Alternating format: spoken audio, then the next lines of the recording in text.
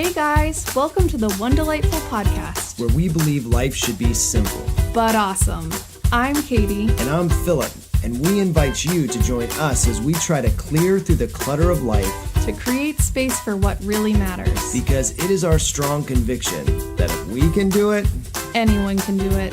Trust me. We're going to start the podcast with a game that we're going to call What's the Word, where we ask each other, what's the word, and then give a one-word answer to describe what's been going on this week. So, Katie, what's the word? Okay, so I would say my word is oopsie. Oh yeah, why's that? So a few months ago, I decided that we needed to try some of these different meal subscriptions, and they offer all kinds of deals to kind of try it once. Well, they were great. Then we went out of town, and I thought I had done my due diligence, but in true Katie fashion, I did not. And I got 2 different emails saying your blank meal has arrived. And I'm like, oh dang, okay. So we had somebody staying here. She froze them for me.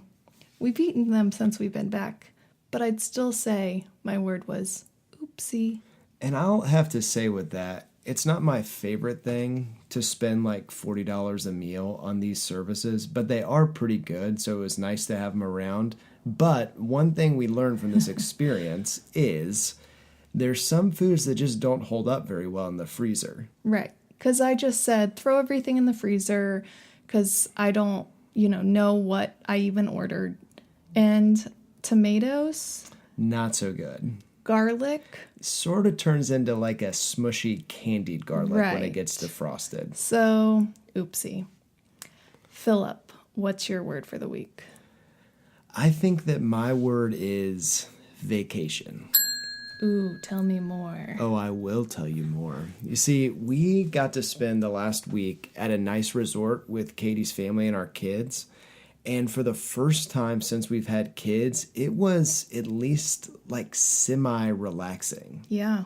I feel like up to now with kids, you have to be so hyper vigilant, especially whenever you're at a new place, that there's no time for rest because you're always afraid they're going to fall off the bed, a chair, into the pool, and you're just constantly having to be on high alert. But our son is 6, and I feel like we could be almost semi-negligent and just let them roam free at the pool. Wow, negligent. In the same sentence as parenting on a public forum, Philip. Well, Maybe relaxed? Semi-relaxed, okay, yeah. Fair enough.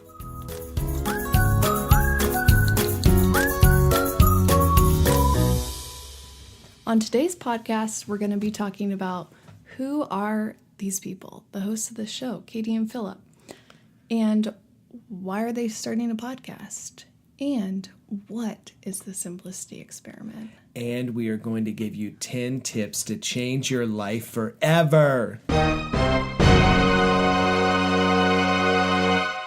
Just kidding. But seriously, there should be some good stuff, right? Yeah. I mean, I'd listen. Oh, I'm listening right now. You're listening because it's your voice. All right. So who are we, Philip? All right. Well, fortunately, I've recently filled out the U.S. Census, so I have some demographic details to describe us. Okay. We're 30-somethings. Yes. We're married. Right. We have 2 adorable children. Little-ish. We live on the North Shore of Boston. Yep. And I would say that we're fairly typical. Yeah, I hate being typical. I feel like sometimes you can tend to think like, oh, I'm the only one that, feels a certain way about something because everybody puts their best foot forward. But then when you really get to talking to someone, you're like, oh man, a lot of us are really stressed and tired and too busy and too cluttered and sometimes just on a treadmill with just bad habits with that stuff. Yeah, and I think that idea that we feel like we might be typical sort of freaks us out and is some of what has made us want to start this process, because typical seems to be, if you're anything like us, like a life that's stressed with very little margin, with just way too much clutter, whether it's in your house, in your schedule, in your mind. And both of us have sort of got to a point where we're saying, man, we don't want life to be like this, but don't really know how to make it any different. Right. And the crazy thing was, as this was all happening, both of us this spring were kind of feeling two separate nudges to make a transition in career around the same time. So when you have two adults that are bread-ish winners of the family, Breadish. it's a little bit scary to have you both be thinking about making a change at the same time. Oh, and in the midst of this, we decided we were going to adopt a child. Right. We already decided that, but like just that kind of coming to fruition at the same time. PSA, we're not on the verge of adopting a specific child. I just don't want to freak out my mom. Yeah, we're in process. Yeah, we're in process.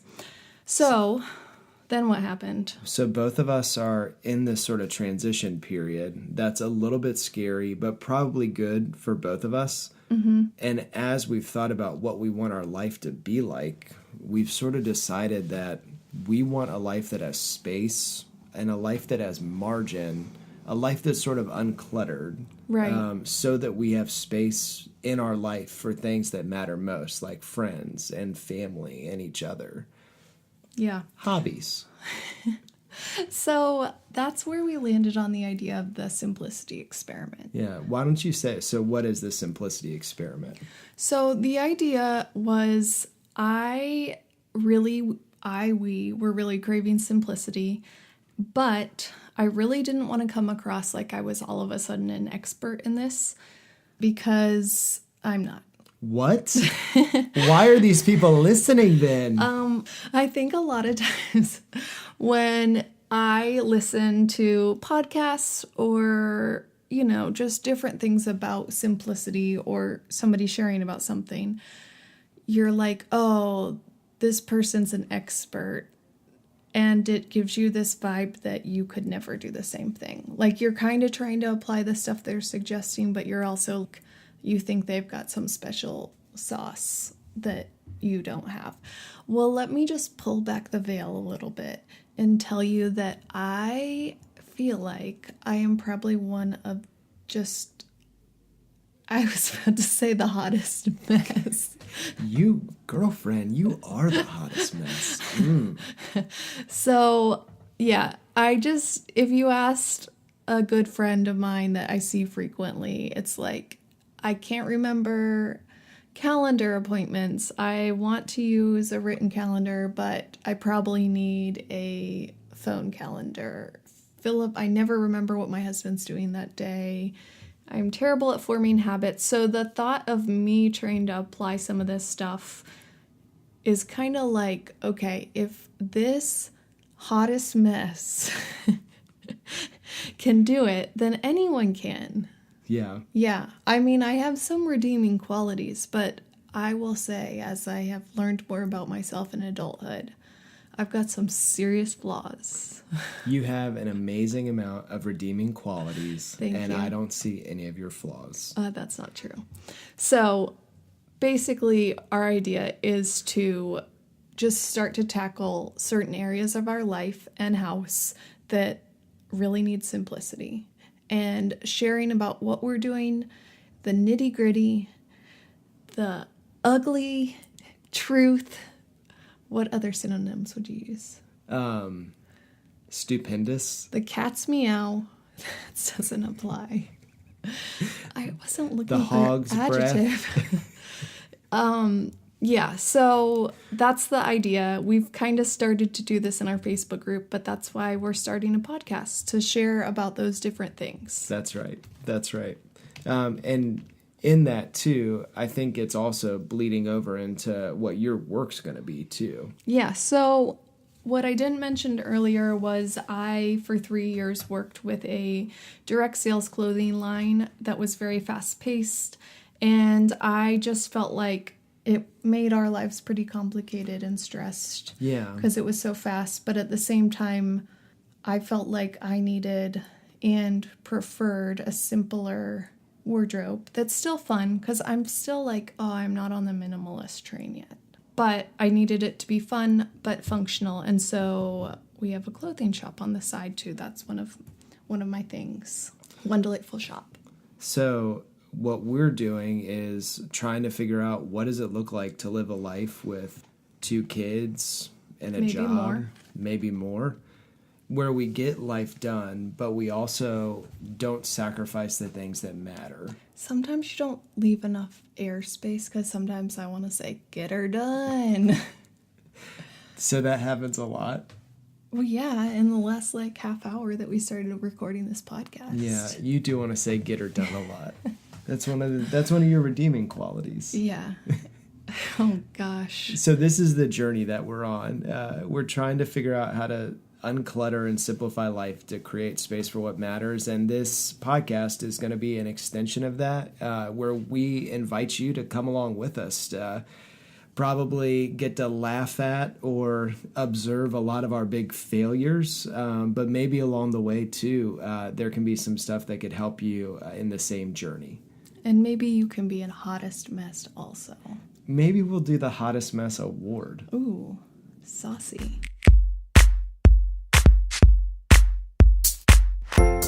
And now let's play a game!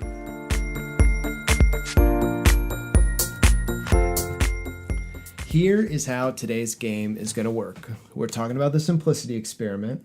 Holler. And so we thought that in honor of the Simplicity experiment, what we would do is to test your clutter IQ. Mine? Katie Bowling's? Well, I think the way that we're going to do this is we'll test everyone's clutter IQ, Okay. but you will be the person that responds. Got it. So here's what I'm going to do. I have gone to some of the world's leading clutter experts, the good people at Goodwill, and they have put out a survey that has statistics on clutter facts. Facts, the cold, hard facts about clutter in the world. And since you are now claiming to be the world's leading expert on simplicity and decluttering, we're going to test your clutter IQ to see what you know about clutter. Great. So I'm gonna Game give you on. game on. I'm gonna give you a fact, Okay. and you're gonna tell me is it true or false. Wow.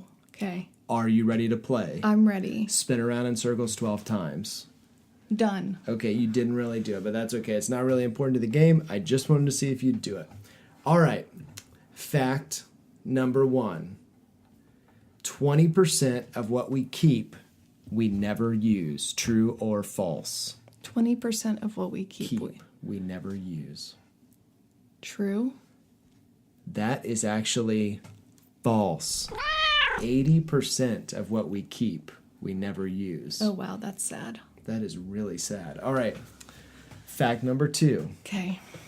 Getting rid of clutter eliminates 40% of housework in the average home. These are a lot of specific statistics, but true. You're right. That is true. If it was like 41%, I was going to punch you in the face. Give yourself a pat on the back. Okay. Fact number 3.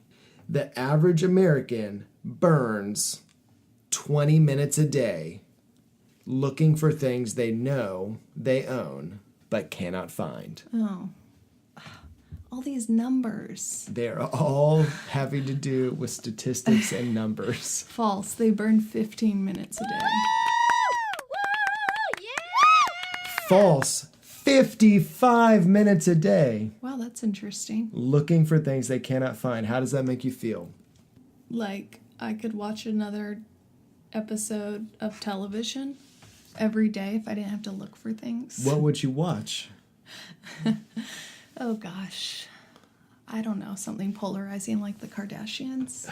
That is so polarizing. All right, 3 down, 3 to go. Okay. Are you ready? I'm ready. All right. Fact number 4. We wear 20% of the clothes we own 80% of the time. The rest just hangs there, just in case. True. The answer is true. You got that Oh, right. yay. How did you know? I don't know. I just felt like that sounded true. Okay, that's right. But that's sort of sad. We only wear 20% of our Right. clothes 80% But of the after time. just traveling for like 3 weeks, it was easy to pack in that I knew my favorite things that I would like want to wear, but it still meant I got bored of them by the end of the trip. It was bored city population Yeah, you. that's right. Oh, wow. Okay, 2 questions left. Are you ready? Yeah, I'm ready. Do you need to do any light stretching before we continue? No, go on. All right. Fact number 5. 80% of the clutter in most homes is a result of disorganization, not lack of space. True. It is true. You are right. Although I don't know how I feel about that fact. Because I think in our experience, clutter is more a result of we have too much stuff and not enough places to put it.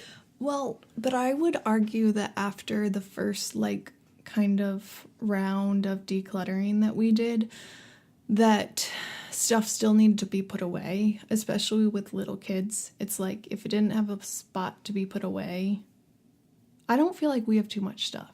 I know you would, like, argue we do still, which maybe we do a little bit, but for me, half the time is finding the right spot for it. All right. You really won me over. Oh, gosh. No, I think it's a little bit of both, personally. Okay. But you are more friendly towards stuff than I am. Right. Because I think it's in my nature to want almost nothing. Yes. Right.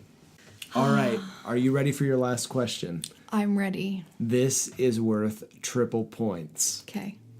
The average American spends 6 years of their life looking for lost or misplaced items at home and in the office. I'm just going to go with false because that sounds crazy. Yeah, what do you think it would be? Less time? A year? You are right. It actually is 1 year. Wow. But 1 year of our lives looking for things that we've misplaced. Yeah. Wow, that's sad. That's sad. What would you do with that year? I don't know. Maybe get a graduate degree. Maybe learn the basics of auto repair. Maybe take a gap year for moms. Or go back to school and take that victory lap I always wanted. Maybe take a 1-year sabbatical. I'd learn yoga. Good game. Good game. We are going to wrap up this delightful podcast with a segment we're going to call What Do You Recommend? Which is exactly what it sounds like. Something we have tried in the past week or recently that we highly recommend.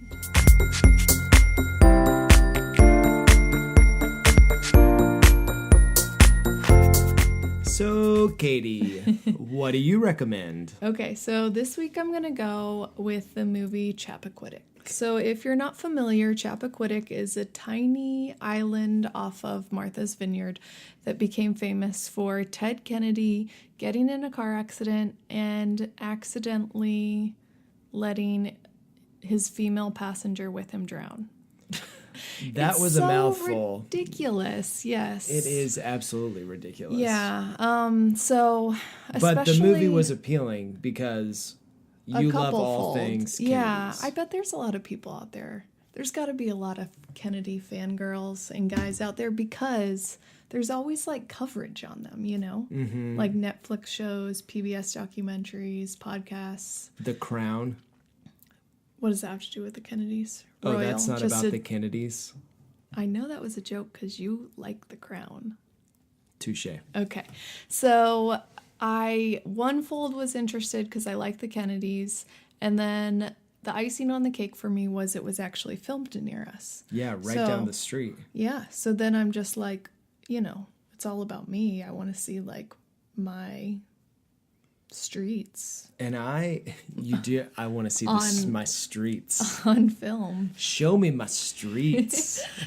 And while I will say I don't generally like to watch movies that don't have happy endings, Right. It is really cool to see like a local setting Your in a own movie. streets. Oh yeah, it's cool to see my streets. I just think that the recommendation goes beyond if you don't live in Beverly, Massachusetts. I still think this is a good watch. And it's out on DVD. We kind of waited for that because we don't usually see things in the theater. Oh, okay. So, and if you want to do a deep dive, you can listen to the People podcast that is on, is it on Touch? What is it called? I don't know. We'll put a link to it because I can't remember the name. But that has more of a factual, analytical look at it, and it's super interesting. Okay, so Philip, what would you recommend? Oh, what do I recommend? Mine is a little bit different than yours. Okay. It's my own sort of like fangirl experience. Right. And it's with Patagonia baggy shorts. Okay. I have been looking for a pair of casual shorts that are a little bit better than gym shorts, but not like as fancy as khaki shorts that you have to wear a belt with. Right. And I think I've found them. And don't you also double them up as a bathing suit? I can wear them in the water. Is that normal? Are they meant to be a bathing suit? I think so. I think they're all purpose. Okay. They're rugged, durable shorts. And I feel like I could wear them in casual situations too. Okay. Without someone thinking, oh, those are like his Lululemons where he must be going to the gym. Or why is he wearing his bathing suit downtown? Yeah. So maybe... I don't know if you could. You think you could? Well, you have some too. That's why I feel like I could share it here is you have the same Right. shorts and you wear them The as female version. casual wear. Right. The hard thing is you got turquoise, which I like, but then we have matching turquoise Patagonia shorts. So we get into a situation like yesterday where I was wearing the shorts, you were wearing the shorts, and you were wearing a turquoise tank top. So it sort of looked like we were in like a Caribbean undersea camouflage. Or we were part of a different version of Rajneesh's cult.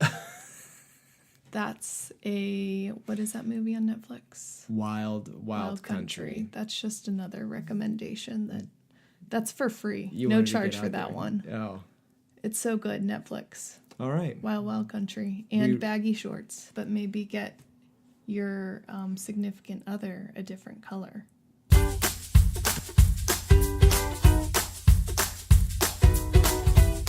Thanks for tuning in. That's all for this week's episode of One Delightful Podcast. If you're interested in anything that we talked about on today's show, make sure and check out the show notes where you'll find links to all that good stuff.